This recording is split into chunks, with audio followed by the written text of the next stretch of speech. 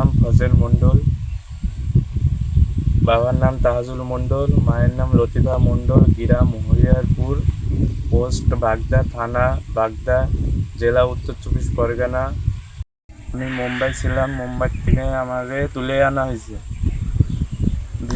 BSF আমার মুম্বাই থেকে নিয়ে এসে বাসে করে এনে এই বর্ডারে ছেড়ে দেয়।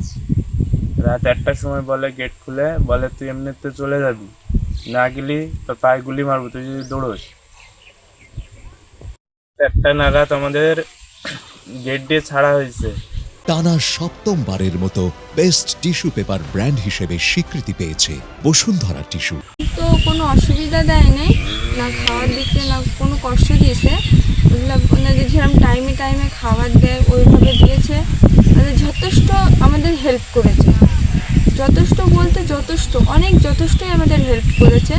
আমাদের কাছে কোনো টাকা পয়সা নেই, আমাদের কোনো ওরা ভয়ভূত কিচ্ছু দেখায়নি, ওনারা আমাদের কোনো কষ্টই দিইনি। মানে ওনাদের যতটা সম্ভব আমাদের হেল্প করেছে, করে আমাদের ওই পাশে যাওয়ার জন্য হেল্প করছে আরও।